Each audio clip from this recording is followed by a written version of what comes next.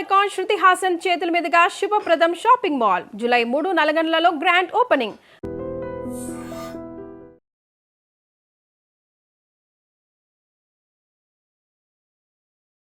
Welcome to I dream. నేను Udayasri. Youth ఈ మధ్య కాలంలో పెళ్లిళ్ళు చేసుకోవడానికి ఇష్టపడట్లేదు. పెళ్ళంటేనే భయపడిపోతూ ఉన్నారు. ఎందుకు? ఇదే ఇవాల్టి మన టాపిక్. దీనిపై మాట్లాడడానికి మనతో ఉన్నారు motivational speaker, dentist and international yoga trainer Sneha Vemuri garu. Hello అండి, వెల్కమ్ టు అవర్ స్టూడియో. నమస్తే అండి. హలో. హాయ్, నమస్తే. సో అంటే పొద్దున్న లేస్తే మనము పేపర్లో భార్యను భర్త చంపడము, భర్తను భార్య చంపడము, లేకపోతే విపరీతమైన విడాకుల కేసులు, పెళ్లి చేసుకున్న నెలలు 2 నెలల్లో విడాకులు తీసుకోవడము, ఇవన్నీ చూసి వీటి ఇంపాక్ట్తో యూత్ పెళ్లి చేసుకోవడానికి ఇష్టపడట్లేదా, లేకపోతే సింగిల్గా ఉండి ఎంజాయ్ చేయడానికి ఇష్టపడుతూ ఉన్నారా, లేకపోతే ఏంటి కాజెస్ ఎక్కువగా యూత్ని అంతగా పెళ్ళి అంటే భయపెట్టేసిన విషయాలు? ఈ మధ్య చాలా వింటున్నాం ఈ కేసెస్. పెళ్ళంటే చాలా భయపడిపోతున్నారు. పేరెంట్స్ చెప్తున్నా పెళ్లి చేసుకొని ఏజ్ అవుతుంది పెళ్లి చేసుకో అంటే కూడా చాలా భయపడుతున్నారు యూత్ పెళ్లి చేసుకోవడానికి. చాలా రీజన్స్ ఉన్నాయి. వన్ ఆఫ్ ద రీజన్ ఏంటంటే హై ఎక్స్పెక్టేషన్స్. ఏంటంటే ఇప్పుడు అబ్బాయిని తీసుకున్నా అమ్మాయిని తీసుకున్నా చాలా హై అండ్ ఎక్స్పెక్టేషన్స్ ఉంటున్నాయి. అంటే శాలరీ చాలా హైగా ఉండాలని, లైఫ్ స్టైల్ చాలా హైఫై ఉండాలని, అలా ఎక్స్పెక్టేషన్స్ ఉండడం వల్ల అవతల వ్యక్తి కొంచెం ఆ ఎక్స్పెక్టేషన్స్కి మీట్ అవ్వకపోయినా వాళ్ళు క్యాన్సిల్ చేసేస్తున్నారు. ఆర్ కొంచెం వాళ్ళు అనుకున్నట్టు లేకపోయినా వద్దు అనుకుంటున్నారు. అండ్ ఇంకొకటి ఏంటంటే ఈ మధ్య కాలంలో మనం చూస్తున్నాము ఇప్పుడు రిలేషన్షిప్ ఇష్యూస్. అంటే ఇప్పుడు ముందు కూడా ఎవరో ఒకరు అంటే అబ్బాయికి గర్ల్ ఫ్రెండ్ ఉండడమో లేకపోతే అమ్మాయికి బాయ్ ఫ్రెండ్ ఉండడమో అది కామన్ అయిపోయింది. ఒకప్పుడులాగా కాకుండా ఇప్పుడు దట్ ఈస్ కామన్. కాలేజ్కి వచ్చినప్పుడు they have some relationship, past relationship. అది భయపడుతున్నారు. అంటే అదేమన్నా మళ్ళీ పెళ్ళి తర్వాత వాళ్ళ లవర్ మళ్ళీ ఎంట్రీ ఇస్తారో ఆర్ దానివల్ల ఏమైనా ఇష్యూస్ వస్తాయో, అలాంటి ఇష్యూస్ చాలా వచ్చాయి. అంటే పెళ్ళి తర్వాతనే నెక్స్ట్ డేనే వాళ్ళతో పారిపోవడం, అలాంటి సీన్స్ కూడా మనం చూసాం.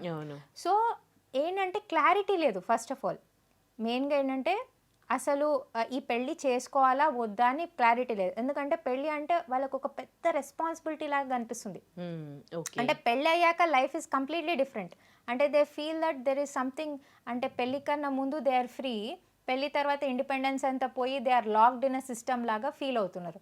అందుకనే they are not able to decide. అంటే వాళ్ళు ఆ పార్ట్నర్తో హ్యాపీగా ఉండగలుగుతామా లేదా అనే భయం బాగా వచ్చేసింది. అంటే ఇప్పుడు నమ్మడానికి లేదు. అంటే ఆ అబ్బాయికి మళ్ళీ ఇంకో గర్ల్ ఫ్రెండ్ ఉన్నారా, ఆర్ అమ్మాయికి ఎవరైనా రిలేషన్ ఉన్నారా, అది అంటే ఇప్పుడు పెళ్లి చూపుల్లో తెలియదు. అరేంజ్ మ్యారేజెస్లో అయితే అలా అస్సలే తెలియదు. లవ్ మ్యారేజ్లో కనీసం you are with that person from for some years. So అప్పుడు కొంచెమైనా మీకు వాళ్ళ గురించి ఐడియా ఉంటుంది. అయినా అవి కూడా ఫెయిల్ అవుతున్నాయి. ఎందుకు? బికాస్ అదే ఎక్స్పెక్టేషన్స్.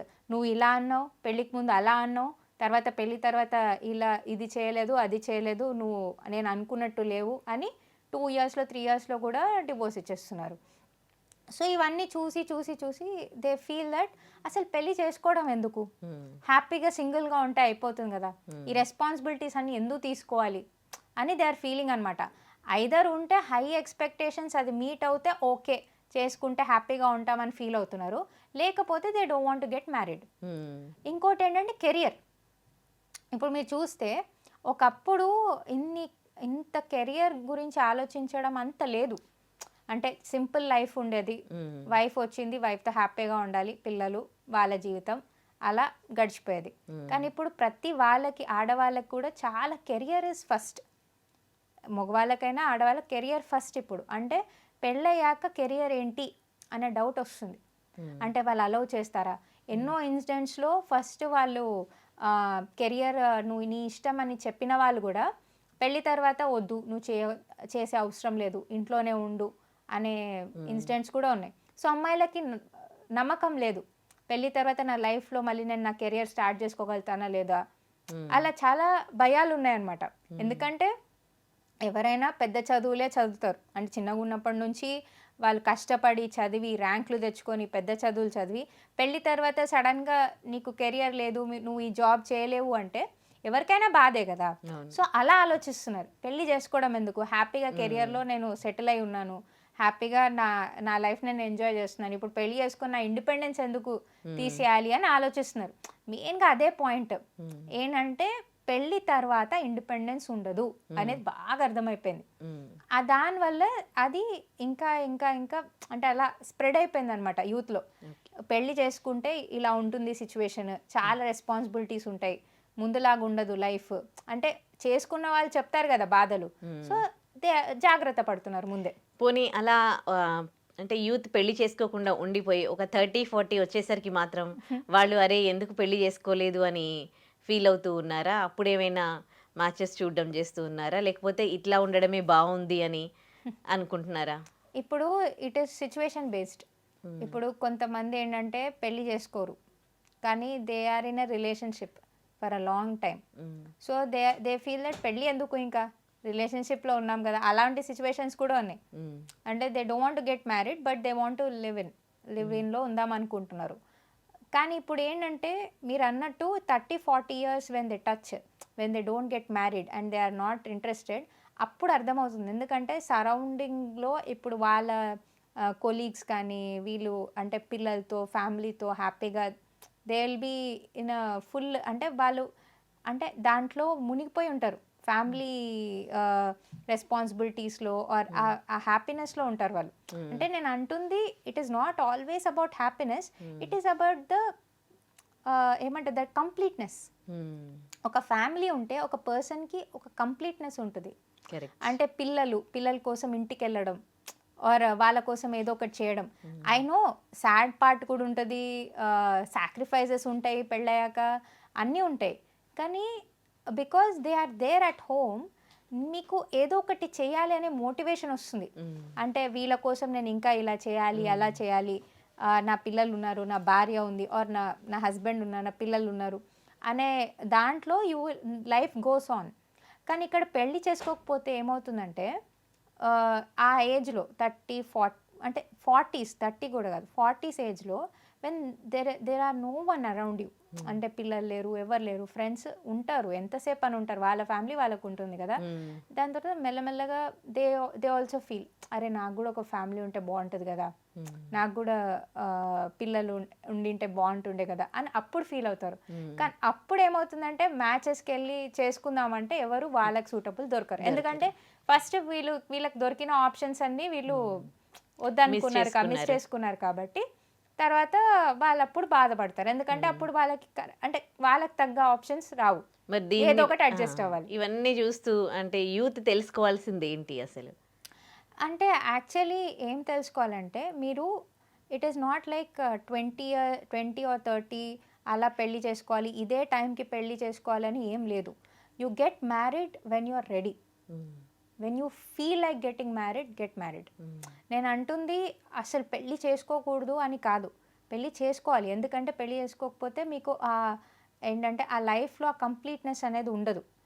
అండ్ ఎప్పుడు అది తెలుస్తుంది పెళ్ళి చేసుకోవాలంటే when you feel that love in that relationship, love and respect with the other person, when you trust them, complete trust ఉన్నప్పుడు, కంప్లీట్ నమ్మకం, కంప్లీట్ వాళ్ళతో కనెక్ట్ ఉన్నప్పుడే, and when you decide that this is the person that I have to get married to, and when you're ready for all the responsibilities only get married.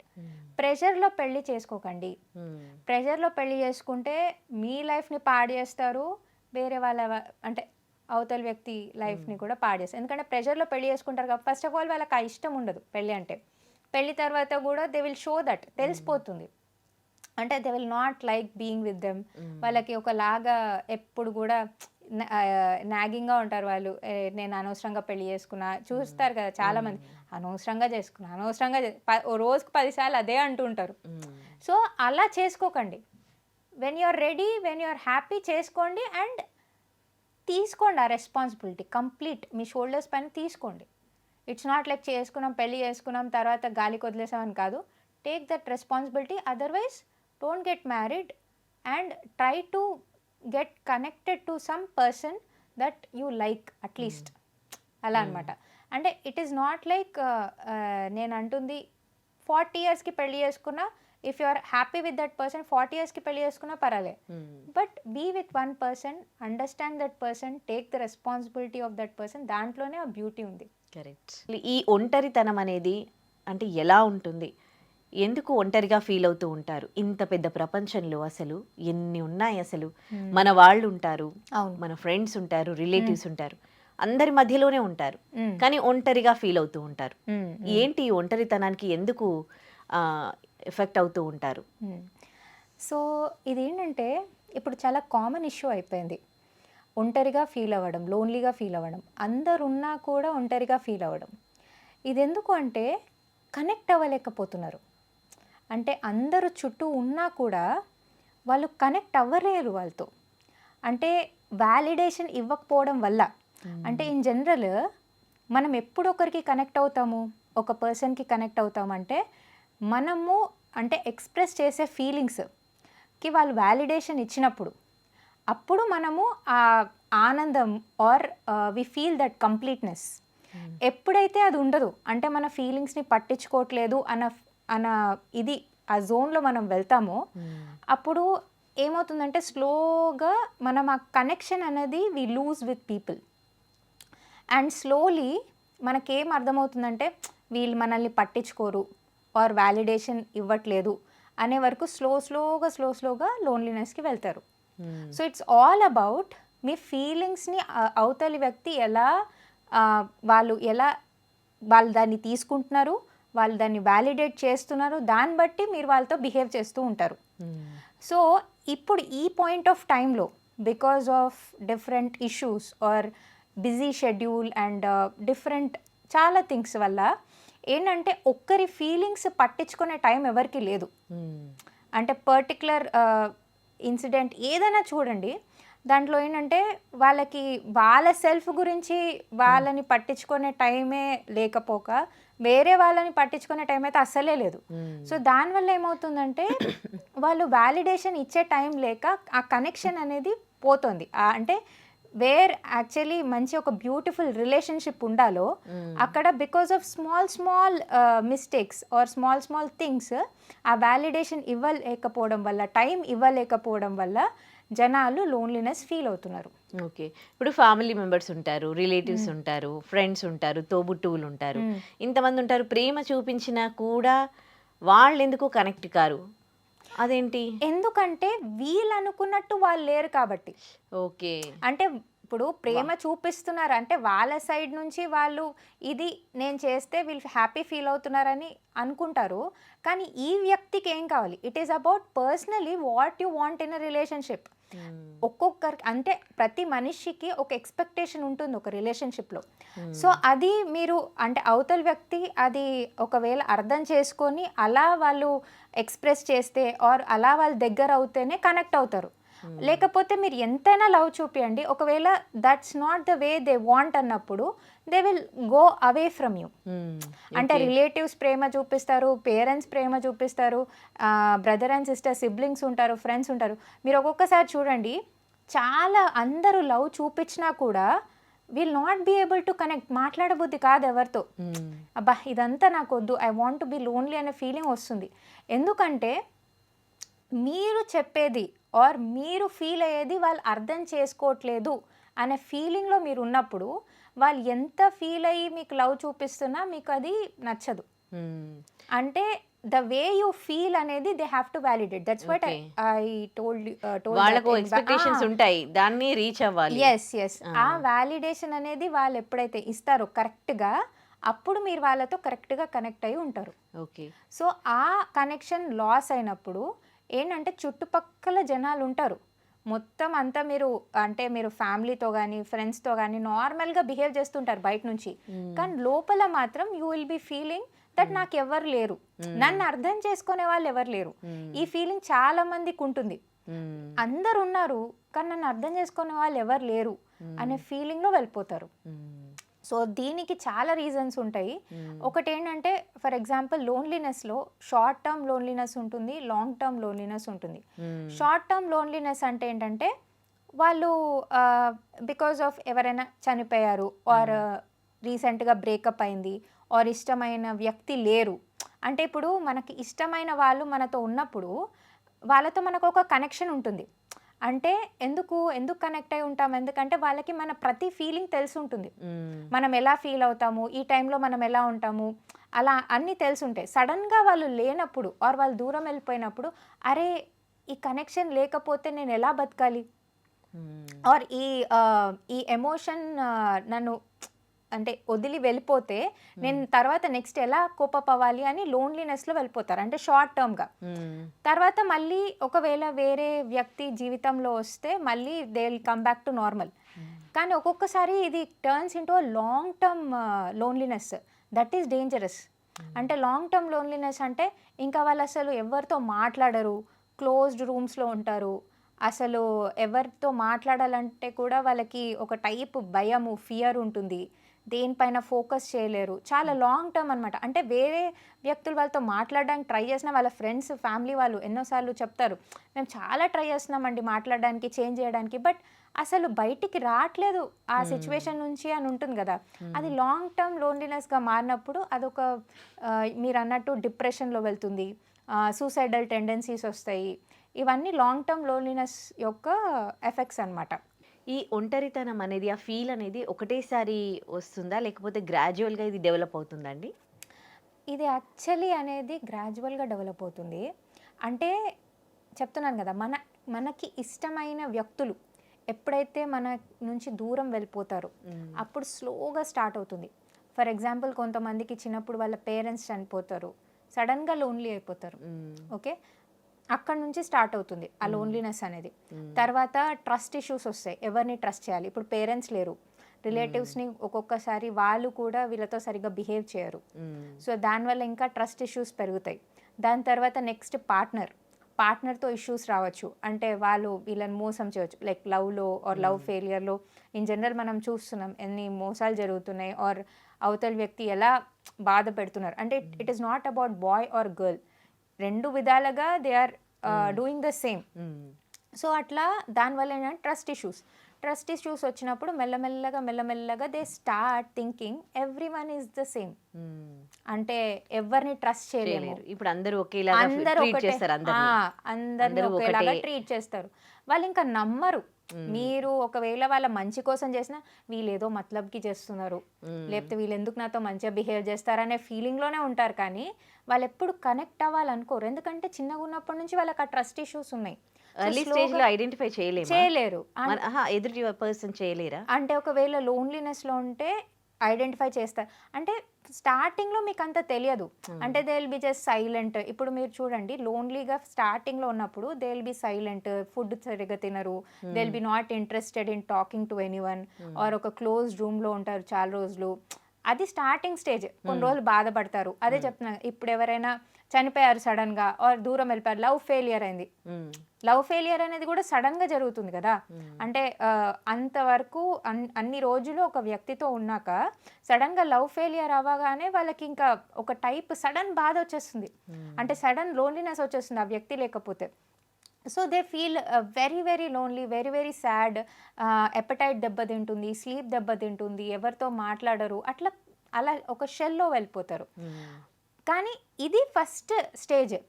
So దీని నుంచి బయటికి రావాలి అంటే దీని నుంచి అవతల వ్యక్తి ఫస్ట్ ఐడెంటిఫై చేయాలి, ఏంటంటే ఓకే వీడు ఇప్పుడు ఈ లోన్లీనెస్ జోన్లో ఉన్నాడు, సో దీని నుంచి బయటికి తీసుకురావడం ఎలా అంటే వాళ్ళ ఫీలింగ్స్, ఇప్పుడు వాళ్ళు ఎలా ఫీల్ అవుతున్నారు, సాడ్గా ఫీల్ అవుతున్నారు ఆ పర్సన్ లేనందుకు. సో దానికి వ్యాలిడేట్ ఎట్లా చేయాలి, this is normal, this is okay, బయటికి రావచ్చు దీని నుంచి, దేర్ ఈస్ న్యూ హోప్ అనేది వాళ్ళకి చూపిస్తూ ఉంటే మెల్లమెల్లగా బయటికి వచ్చే ఛాన్స్ ఉంటుంది. వాళ్ళకి తెలుస్తుందా వాళ్ళు లోన్లీనెస్ ఫీల్ అవుతూ ఉన్నారు, వాళ్ళకి ప్రాబ్లం ఉంది అని తెలుస్తుంది కదా. షేర్ చేసుకుంటారా వాళ్ళు? షేర్ చేసుకోరు, అదే కదా ప్రాబ్లం. ఇప్పుడు ఫస్ట్ స్టేజ్లో కొంతమంది షేర్ చేసుకుంటారు, కొంతమంది షేర్ చేసుకోరు. అసలు లోన్లీగా ఫీల్ అవుతున్నామని అస్సలు షేర్ చేసుకోరు, ఎందుకంటే వాళ్ళు ఏం ఫీల్ అవుతారు, ఒకవేళ షేర్ చేసుకుంటే వాళ్ళు ఏం అంటే అవతల వ్యక్తి వాళ్ళని జడ్జ్ చేస్తారేమో, లేకపోతే they try to take advantage. ఇప్పుడు లోన్లీగా ఉన్నాను ఆర్ వాళ్ళ బాధ చెప్పుకుంటే ఇప్పుడు there is a chance that అవతల వ్యక్తి వాళ్ళని అంటే ఆ పాయింట్లో వాళ్ళు అడ్వాంటేజ్ తీసుకొని మళ్ళీ వాళ్ళు కూడా ట్రస్ట్ బ్రేక్ చేస్తారేమో అని వాళ్ళు ఎవరికి చెప్పుకోరు. కానీ ఏంటంటే లోపల లోపల బాధపడుతూ ఉంటారు. సో ఫస్ట్ సిమ్టమ్ ఏంటంటే they will go into a shell. మీకు అది ఈజీగా తెలుస్తుంది, అంటే స్టార్టింగ్ స్టేజ్లో నేను చెప్తున్నా. తర్వాత ఇంకా సొసైటీ కోసం బయటికి రావాలి, చేయాలి, కాబట్టి వాళ్ళు బయట అందరితో ఉన్నట్టే ఉంటారు. ఆఫీస్లో కూడా ఇప్పుడు కొన్ని రోజులు బ్రేకప్ ఉన్నప్పుడు, బ్రేకప్ అయ్యాక వాళ్ళు ఎలా అంటే ఒక షెల్లో కొన్ని రోజులు కానీ ఏదో ఒక రోజు బయటికి వచ్చి వాళ్ళ పనులు వాళ్ళు చేసుకోవాలా. ఎన్ని రోజులని బాధపడతారు. ఎవరైనా చనిపోయినా కానీ, బ్రేకప్ అయినా కానీ, ఎవరు దూరమైనా కానీ, తర్వాత లైఫ్ గోస్ ఆన్ కదా. So they have to come out of that zone and they have to work. కానీ వాళ్ళు ఇంకా అదే దాంట్లో స్టక్ అయిపోయి ఉంటారు. అది ప్రాబ్లమాటిక్. కొన్ని రోజులు బాధపడ్డాం ఒక విషయానికి, బయటికి వచ్చేసాం, దట్ ఈస్ గుడ్ ఎనఫ్. కానీ కొంతమంది పాపము అదే విషయంలో స్టక్ అయిపోతారు. రీసెంట్గా మీరు ఇలా అంటే నాకు ఒక కేసు గుర్తొచ్చింది. అతను పురోహితుడు, జస్ట్ 20 years, మన హైదరాబాద్లోనే జరిగింది. ఫాదర్ చనిపోయి 6 months అవుతోంది. సో ఒక్కగానొక్క కొడుకు, చాలా ప్రేమగా పెంచుకున్నారనమాట.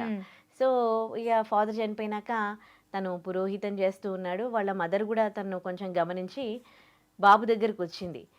కానీ పాపము అతను ఒక నైట్ ఇంకా తన వల్ల కాలేదేమో సూసైడ్ చేసుకొని చనిపోయిండు. అతను ఫాదర్ చనిపోయింది తట్టుకోలేక. ఇది ఒంటరితనంగా ఫీల్ అయ్యిందా, లేకపోతే ఇది డిప్రెషనా, లేకపోతే వాట్ ఇట్స్ కాల్డ్? అదే అన్న, that is the attachment that he had with his father.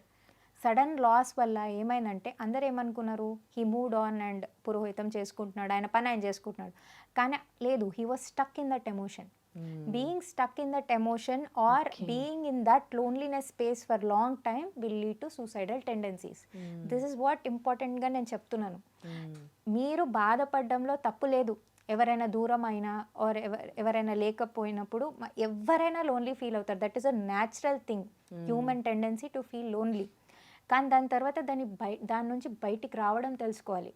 అంటే మీ ఫీలింగ్స్కి మీరే వ్యాలిడేషన్ ఇవ్వాలి. అంటే మీ సెల్ఫ్ని మీరే టేక్ కేర్ చేయాలి. అంటే ఎవరో వచ్చి నా కోసం ఏదో చేస్తారు ఆర్ ఎవరో వచ్చి నా గురించి పట్టించుకుంటారని కాకుండా మీరేం ఫీల్ అవ్వాలంటే ఇదంతా టెంపరీయే. వస్తారు ఒకరి లైఫ్లో, వాళ్ళ వల్ల మనకి మంచి మెమరీస్ ఉంటాయి, చాలా అటాచ్మెంట్ ఉంటుంది, వెళ్ళిపోతారు. వెళ్ళిపోయినా కూడా మనము సర్వైవ్ అవ్వాలి అని నేర్చుకోవాలి.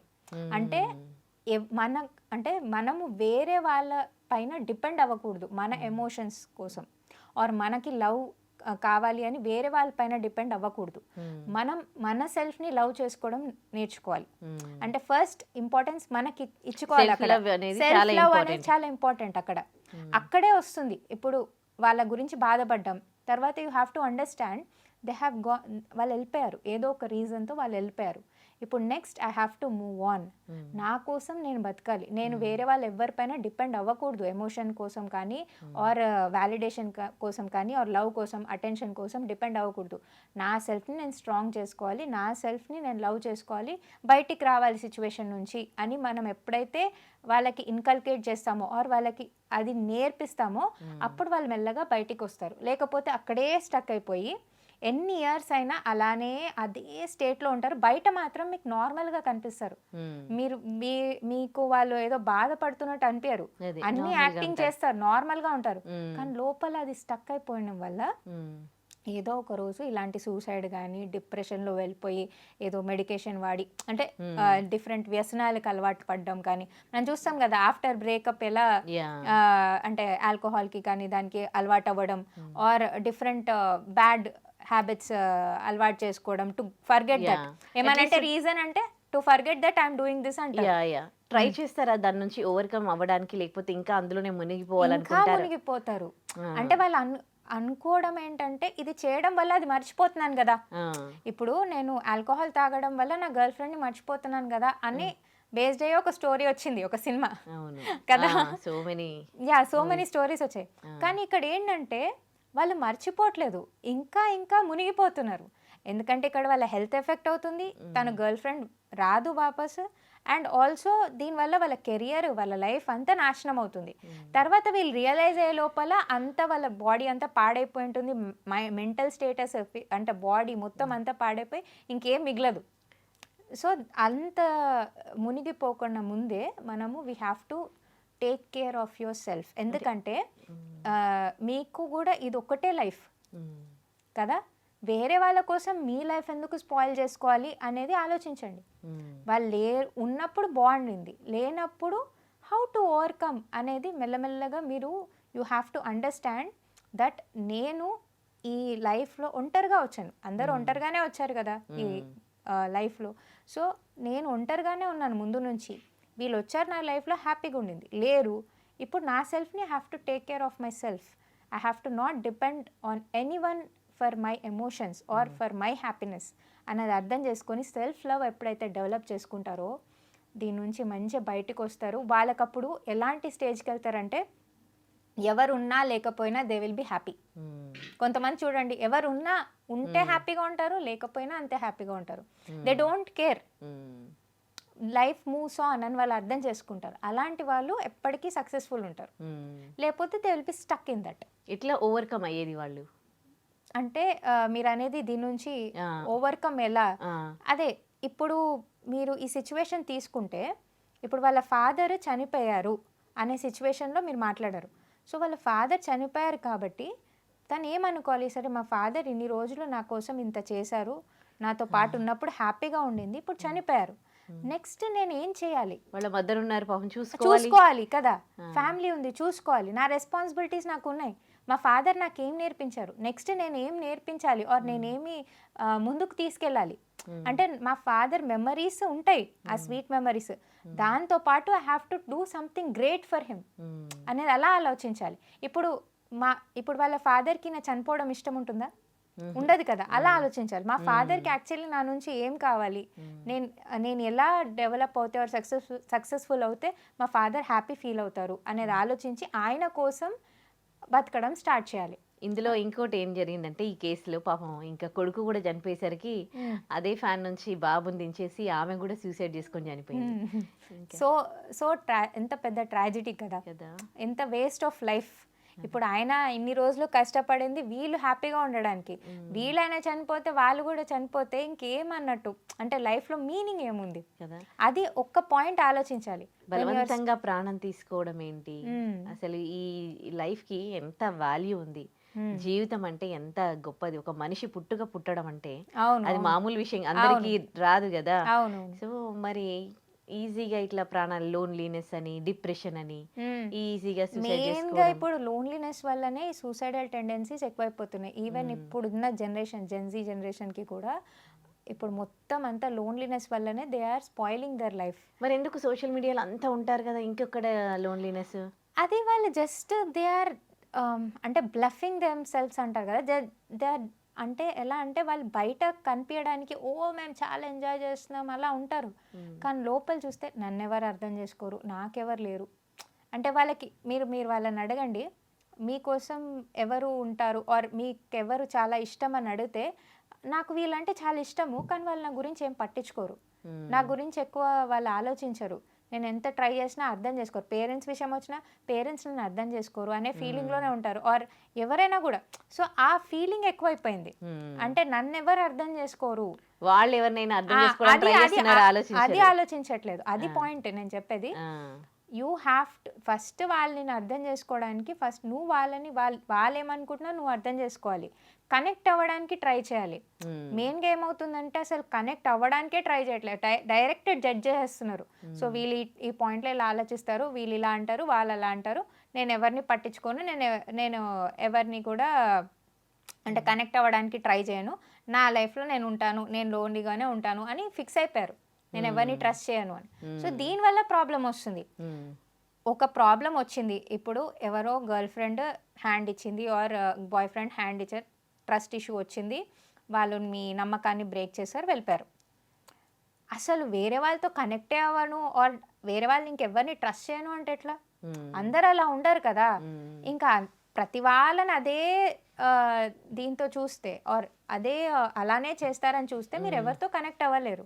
సో ఏంటంటే ఒక ఇన్సిడెంట్ బేస్డ్ పైన మొత్తం లైఫ్ అంతా డిసైడ్ అవ్వకండి, try to connect with people. ఎవరైతే మీకు నచ్చట్లేదో అక్కడ నుంచి వెళ్ళిపోండి, move on, don't stay with them.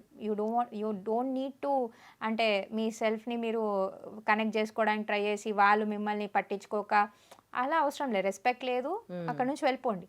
But ఎక్కడైతే కనెక్షన్ ఉందో, ఎక్కడైతే వాళ్ళు మీ ఫీలింగ్స్ని అర్థం చేసుకుంటున్నారో అక్కడ ఉండడానికి ట్రై చేయండి. ఓకే, అంటే నేను అంటుంది మీకు ఒక పాయింట్ ఆఫ్ టైంలో మీకు తెలుస్తుంది ఆ లవ్ కనెక్షన్ అనేది. అది ఉన్నప్పుడు మాత్రం వాళ్ళని వదిలిపెట్టకండి అండ్ ఆ రిలేషన్షిప్ని ఎన్హాన్స్ చేయండి. రైట్. కనెక్ట్ చేసుకుంటూ ఉండండి వాళ్ళతో ఎప్పుడు. ఎందుకంటే అలాంటి రిలేషన్ మనకి చాలా రేర్గా వస్తుంది. అంటే అది ఎవరైనా ఉండొచ్చు, కొన్నిసార్లు మీ మదర్ ఉండొచ్చు, ఫాదర్ ఉండొచ్చు, బ్రదర్, సిస్టర్, ఎవరైనా ఉండొచ్చు. సో వాళ్ళ ఒకవేళ అలా మంచి సపోర్టివ్ ఉండి మీ ఫీలింగ్స్ని అర్థం చేసుకుంటున్నారు, వ్యాలిడేట్ చేస్తున్నారు అంటే వాళ్ళతో కంపల్సరీ ఆ కనెక్షన్ అనేది మంచిగా మెయింటైన్ చేయండి, ఎన్హాన్స్ చేయండి. ఒకవేళ వాళ్ళ జీవితంలో సడన్గా లేరు అని తెలిసినా కూడా try to move on and try for a new connection.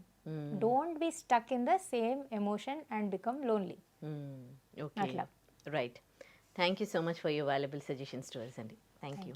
And for more videos, Please subscribe to iDream. Please subscribe to iDream. Please subscribe iDream. And please subscribe to iDream. For more videos, subscribe to iDream.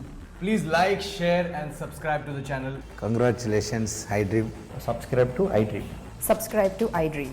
So subscribe to iDream Media. iDream team అందరికి huge congratulations. Please subscribe iDream Media. Please subscribe to iDream. Subscribe iDream. Please subscribe to iDream.